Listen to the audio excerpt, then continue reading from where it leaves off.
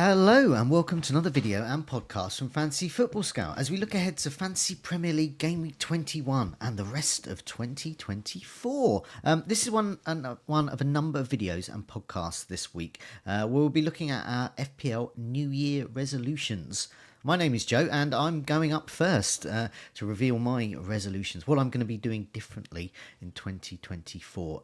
It's a good chance to look back at our mistakes and what we will do differently. I've also asked the FPL community on X for their thoughts. So as we gather more of those New Year resolutions from the community, we'll read those out as well. But before we look at them and my New Year resolutions in FPL, just a reminder to do press that like button and also do subscribe so you can keep up to date with all our latest videos and podcasts. Also, it's worth noting there is always offers are going on at Fantasy Football Scout to get access to our members area. This means you get access to all the latest stats, the season ticker, you can sort by difficulty, the Rate My Team tool, comparison tool, 7-day free trial, and there's a 20% off as well. But keep an eye on that, see what the latest offer is. By the time you watch this, there might be a new offer, but it's fantasyfootballscout.co.uk. Have a look at that and have a look at all the benefits you can get being a member, which certainly helped a number of us get high ranks over the years. Yeah, I do recommend doing that. I also construct a goals imminent table on there as well, which has been quite successful over the years in pinpointing those sort of under the radar gems. Okay, let's have a look at some of the community's New Year resolutions. This is what they were going to do differently in 2024. First up, we got FPL Notebook, John. He is going to try and get back to the basic principle of fix your biggest problem with his transfers. It keeps the team looking healthy, and he says he's been burned too many times by transferring out good players. Yeah, this is great advice. This is something that I try and do. I think we should all try and do it. If you've got an injured player, obviously that's your weakest link because they're not going to play. They got a red flag and they're out for a number of weeks. You do that. So obviously I've still got, as we're recording, I've still got Erling Haaland in my team and have had, despite him being out. If he'd been red flagged a number of weeks ago, then I would have taken him out. But he's been sort of annoyingly yellow and orange flagged, so I thought I'd keep him. But he has proved to be a weak link, not because Erling Haaland's a weak link ordinarily, but he's a weak link in terms of he's just not playing. So therefore, he's £14 million sitting on my bench for about 3 weeks. So yes, I do agree that is a great way of doing it. So I've got a number of flags in my team at the moment. They should be priorities. So you can, I've got a number of players going out for the Asia Cup and AFCON over January. Of course, they should be priorities to get out as well. Salah as well. He's going to miss 2 or 3 game weeks at least. So worth getting out there and using that money elsewhere. Also have a plan to get them back in. But you're messing around. So I've got, let me think, Saka in my team at the moment. And Saka's in a number of teams. Is he really my biggest problem? Probably not. He's going to tick along with assists and goals. He hasn't done as well as I'd hoped, but at least he plays. At least he starts. At least he's got attacking potential in a team that could potentially, and that's a big if, could potentially win the Premier League. So yeah, I think that's great advice there. YC Yang haven't owned or bought Trent or Trippier yet this season. Maybe that will change in 2024. I can. I mean, the principle here is get good players in, good players that have been good players over a number of years in FPL and real life. And Trippier them. So currently, as I'm recording, Newcastle haven't been great defensively. Trippier has looked a little tired. However, over the year, he's going to be a great asset. And has proved to be as well. I bought him in for about a 3 or 4 week period early this season. And it was when he went on that huge run where he was getting multitude of assists and double-digit hauls almost every week, and it was great. I missed out on many more. I only had him for a little bit of that. Trent's not in my team at the moment. I'm certainly a player that I'd look to get in and use some of that Salah and Son money going into Game Week 21. With those players going off to AFCON and the Asia Cup. He has been so good. Whether he plays as a fullback, whether he goes back into midfield. Just when you just the eye test. I mean, he hits all the stats as well when you go in the members area at Fantasy Football Scout. He is getting all of those stats, but at the same time, he's proving to be a really great, just a great asset in the eye test as well. So just looking at, God, just watching him play, some of those Hollywood passes he does are quite something. So yeah, get good players in. I mean, these are all real basic stuff, but the basic stuff that we always forget. So it's a good chance in New Year to sort of reassess what we're thinking. Another here from Dan Wright. I'm never buying Darwin Núñez again. So game week 19, he did finally score after a number of game weeks. He was in my team, and well, not really a resolution. It's something I've been doing all season. Really, is to get players in that I actually like to have in my FPL team. So, for example, Pedro Porro is a player I like to have, ticking along nicely. Shipped 4 goals against Brighton, game week 19, and still walked away with 2 bonus points. That's the player I want. And he always looks like he's going to score. Darwin Núñez always looks like he's going to hit the post. He's just very frustrating. He's been a very frustrating player to own. And I think many owners, I think those who've got him, he's not, going back to FPL Notebook, he's not fix your biggest problem. It's not biggest problem having Darwin Núñez. He will hopefully tick along. But yeah, there are better options. So yeah, I agree with that one as well. A couple more before we get to my ones. Jamie Shipton. He said it basically, I presume this means his resolution is not to get annoyed, because he says get annoyed when I pick the wrong captain or player. So the resolution there is not to get annoyed. It's just a game. And I think a lot of people take it very seriously. I know, being on these videos, and you get certain comments on Twitter that people, see, I don't know, whatever they might say. Oh, you can't believe you picked that player. I can't believe you captained that player. And they all make derogatory remarks about that, and it starts to make you annoyed as well. But you yourself, I don't start the week getting annoyed about that. I just make those decisions. And I think that's the way we should do, and not get annoyed by what other people say, or what you think other people might say. And I think that can be part of the annoyance there, really. I think that's good. It's just a game, and you're just making decisions there. Sometimes they go right, and sometimes they go wrong. And when you watch videos and podcast and listen to podcasts, and those content creators who are having not such a great season, I think you'll find they're the most popular during the season. I think people actually sort of want to know, or how they're going to improve. And part of the secret is that they're not really getting annoyed, or they're certainly not publicly getting annoyed. And I think that's a good thing to do. You've got to treat it with the silliness that it is. What are we doing each week? We're moving little shirts around a screen and hoping they score and get us points. That's silly. First match I ever went to, I no one told me that they threw toilet roll and started, and there were weird things going on and weird songs, and when you're a kid, and this is all amazing silly things that happen at football matches in real life. So fantasy game is equally as silly. Especially looking at the sort of when we come up with silly team names, all those kinds of things. It should be fun.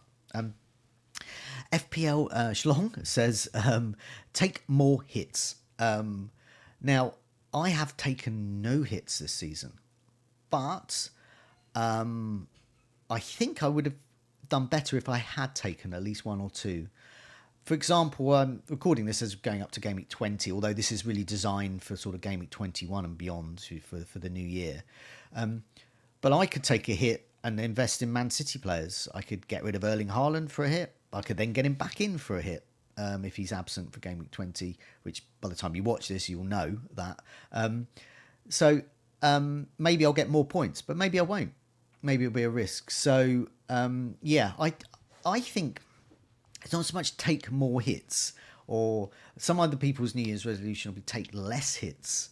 So I tend to take about 7 a year. And the better seasons I've had of where I've taken around 7 or less, or fewer hits rather than 7. But if I take more, if I looked at maybe 12 hits or something, then I probably haven't had a very good season, because each of those hits cost 4 points, and some of them work, some of them don't. But I do think it's worth taking hits around double game weeks, blank game weeks, and if you just can't field 11 players, at least you're getting bodies on the pitch, and that's what you need to get, really. And I think so. For example, last week I sort of wish I'd taken a hit. By last week, when I'm recording this, game week 19, I wish I'd taken a hit. I think on reflection, I think that would have been a bolder move. And it would be fairly risk-free as well. So, for example, I was forced to play Crystal Palace defender, and I'm probably going to do that again by the time you watch this in Game Week 20, which is less than ideal. And so I do think take more hits is quite a good one. Okay, just a reminder again, do press that like button and do remember to subscribe. Keep up to date with our videos and podcasts as well. Okay, so now... for my ones, okay, so I'm basically I think I'm doing okay in FPL this season. I'm just outside the top 100k currently. I've been inside, just outside, and hovering around there for a while, so I'm okay with that. And so that's around the sort of top 1% of managers. Can't argue with that. So, but I could do better. And if you're watching this and you're 4 millionth in the world, 5 millionth, 6 millionth, whatever, and it's worth, just the principle of just looking back on your season a little bit and thinking, what could you do a bit better? And so wherever you are in the rankings, whether you're in the top 10, it's still worth doing that. What can you do better? And I think that applies to everyone watching or listening. So what can I do to be better? So I've been helped a little bit here by a tool called FPL Statistico, which you can look at. So my first one is around captaincy. So I'll put an image up which I got from the FPL Statistico website, and do have a search for that. It's just FPL Statistico. I put the actual web address of where you can go to get a look at your team and sort of review of your season so far on the screen as well. I won't read it all out for the podcast, but just for those listening on the podcast version, do have a look at that. I'll try and put it in the notes actually, where I got that from, so you can have access to that. So for me, one thing I noticed was the captaincy. There's been a few comments on social media, quite rightly saying, is anyone getting the captaincy call right? Obviously, some people are, and some people are doing very well from it. But a lot of the popular captaincy picks, Haaland, Salah, Son, Watkins, they have been good for some weeks, but annoyingly, they haven't been good when we want them to be good, when we want to captain them. And my team is an example of that. So my total captain points are 268. 268. That is roughly a quarter of my total score, of my overall score there. So my total vice captain points is 130. So at least I've got a better captain than vice captain. And possible captain returns, if I'd always use my vice captain instead, 260. So I would have got fewer points by doing that. But my possible captain points, if I'd always captain my highest game week scorer, so in weeks, for example, where I captained Salah, but then Watkins got a brace or whatever, but Watkins got the double-digit haul that week. And that's an example of that. That would have been 492. So I would have... So the difference between your captain points and your highest possible points, 224 points. So essentially, by getting the captaincy decision wrong, and I know you appreciate a lot is that with hindsight, on paper, for example, a certain captain will be the best captain choice. But are they? And could I be better at actually picking a captain and so I remember, I'll come to a specific example in a second. I'll just finish with these stats. So difference between your captain points and your highest points. In my case, I lost out for 224 points. So my total actual captaincy points as a percentage of my highest possible captaincy points is 54.47%. So roughly half. So basically, I've got the captaincy right, but only half the time. So, or you could look at it, I've got the captaincy wrong half the time. Actually, I mean, statistically, that is accurate now. I'm half good at picking a captain, but half bad as well. So I think for me, what I'll do is I'll look a bit more detail, I think, in the matchups. So instead of thinking, oh, on paper, that's the best captain. And then that wave, it goes across social media and everyone's doing it. And suddenly there's that fear if you don't captain that player again, everyone's doing it. And so it's look in detail at those matchups and try and sort of go against, well, go with the herd if you think the herd is right. Go against the herd if you think the herd is wrong. Time will tell, with the outcome and the decision there. But so, for example, Haaland and Salah have been good for me. They've been my best captains, Salah in particular, but others could have been better, as these stats show. So I need to spend a bit more time on the captaincy. So game week 8 for me is a good example where it went right. And so this is the sort of week I want to have more of. So that week, Son played Luton. Everyone looked at Luton, promoted side. And Son, good form at that time, starting to play through the middle as well. He was the most popular captain amongst engaged managers, those I saw on social media. It was this wave of Captain Son, Captain Son. But he blanked and he got a 6-point return. Meanwhile, my captaincy choice, and I was on Son all week, and then I did a captaincy video. And that looked in detail at Luton at home defensively, Brighton at home, which was Salah's opponent, and also Brighton after the European matches that they've been playing. So they've been doing ever so well in Europe. But it has probably cost them performances the match afterwards. So I looked at Salah, great pedigree, and I thought, no, I'm going to, even though Brighton are my team, in FPL terms, I think Salah's probably a better captaincy choice. And that proved right. So it was proved right that time. So I want that sort of decision making and looking at the opponent a bit more to influence my decision rather than that sort of wave that goes across social media. So Salah got 15-point haul, so 30 points. So that was, a huge difference, 24-point difference in the captaincy that week. So targeting a team that's returning from a tough European game, I think that could be good. I think that's worth more. And another one is looking who is sort of conceding more, so keep up to date with all the latest of so if looking at the statistics that week in particular, yes, Luton were conceding a lot of goals, but statistically they were actually much better at home, and they look better at home as well, and that's quite common amongst a lot of promoted sides when they go up as well. I'll come to the promoted sides in a bit. They're my third resolution. But back midfield is my next one. Okay, so once again, I've had a look at FPL Statistico, and backing a 5-man midfield has been the way to go. And midfielders get more points. They get more points for scoring and stuff. But we've had more midfielders who are playing as strikers as well this season. So we've had like Richarlison, midfielder. Not Kuna, he is listed as a striker. Hwang, rather, at Wolves, has been, he's been a midfielder and been a great asset as well. And obviously you've got sort of more wide forwards like Salah anyway. And Son, midfield, listed midfielder, but he did play centrally, and he's very effective on the wing as well, or can be. So what I do is look at the FPL Statistico tool is I looked at the formations I've been using, the times they've been played, and the average points, for each match of those. And it's shown that a 5-man midfielder is statistically better. So we should be, or I should be, investing in them much more.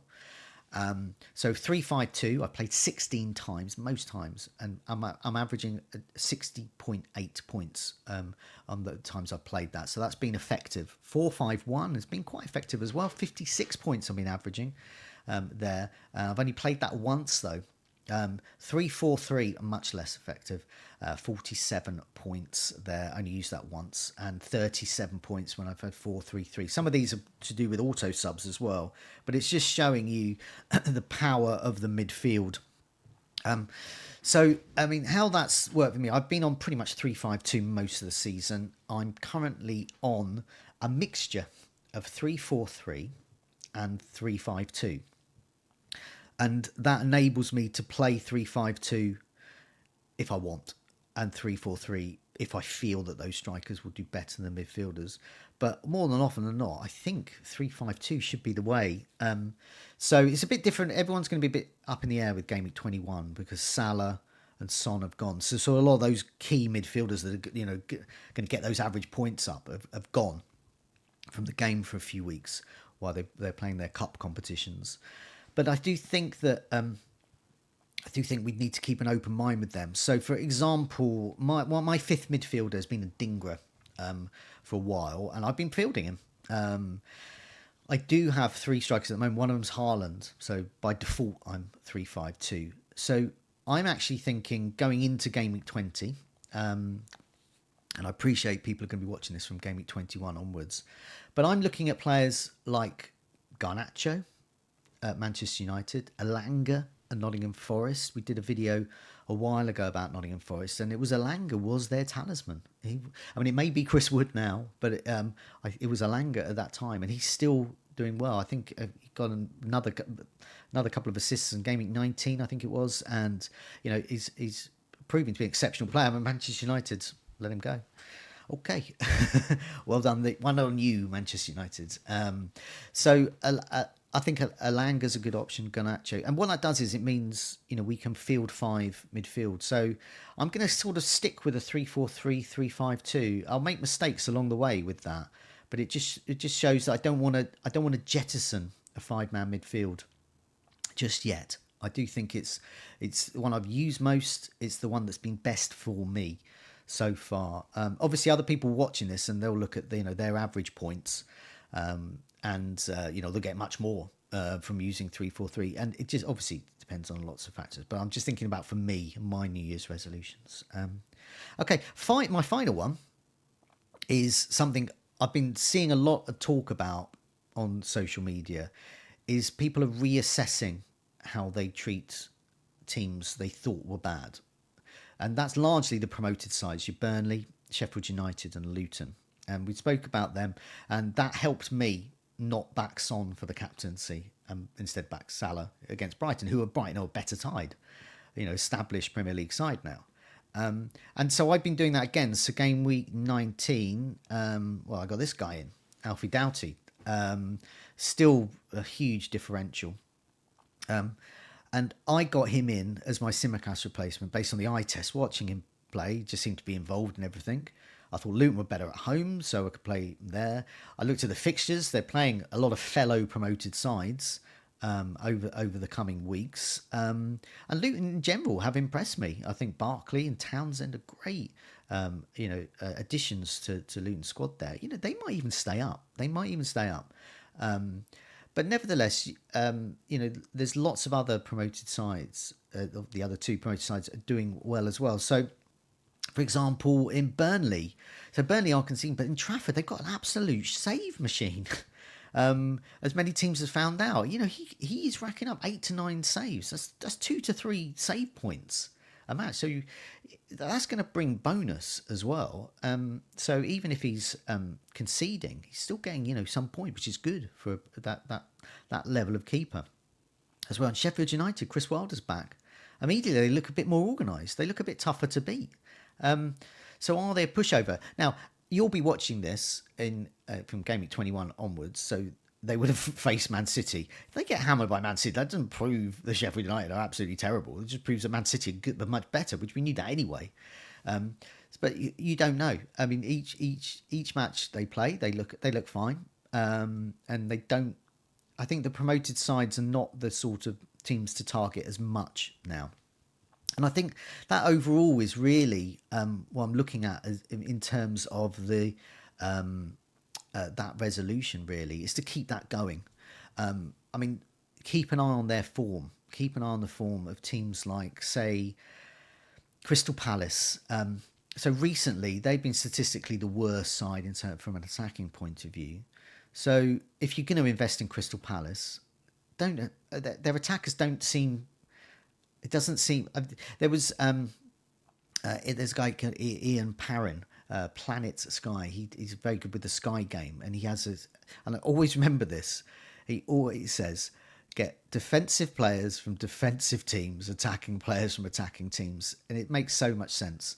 So I do think for teams like that, so if there's a very defensive side, get their defenders, a very attacking side. So for example, Brighton, very attacking side, get their attackers. Obviously, Estupiñán's back for Brighton, an attacking player. But anyone who's getting a Brighton defender thinking they're going to get a clean sheet is fooling themselves. It's not going to happen. So get you get attacking players for them. So that does actually include one of the defenders, weirdly, with their Stupiñán. But nevertheless, so that's put me off their goalkeepers, Lewis Dunk, any of the other defenders there. And so on. And you can see that with Palace as well. And that could be the case when you're looking at defence and attack with some of the promoted sides as well. But I do think it's important to sort of reassess these teams and think, well, actually, some of these teams are actually okay.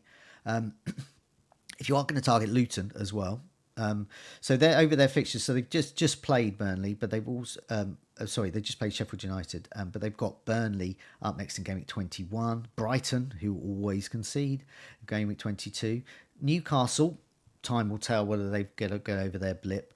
Then they got Sheffield United again and Manchester United. So these are all good actual good fixtures here, potentially for a promoted side as well. The Brighton game is at home and they're playing Chelsea in Game 20. So by the time you watch this, you'll know how they're getting on there. But I do think we need to sort of temper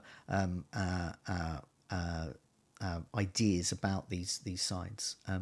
Okay, I mean that's mine. I've just come up with like 3 resolutions for me there to help me do a bit better, and also some of those resolutions which I think are great from the community as well. We're going to try and get some more of these videos out during the week, so watch out for them. We'll have some of the Fantasy Football Scout team coming up with their resolutions, and I'll put more call outs on social media for your resolution because it's great to read those out. Just a reminder, do press that like button and do subscribe as well to keep up to date with our videos, and do have a look at Fantasy Football Scout, latest on those sort of members offers as well. But it's very nice to leave you with a picture of Doughty there, who got me 7 points. I forgot to even mention that. Got him in and he got me 7 points, and I think he'll hopefully get me some more assists. Might not get me the clean sheet, might do, but might get me some assists there. Okay, thanks a lot for your time. See you soon.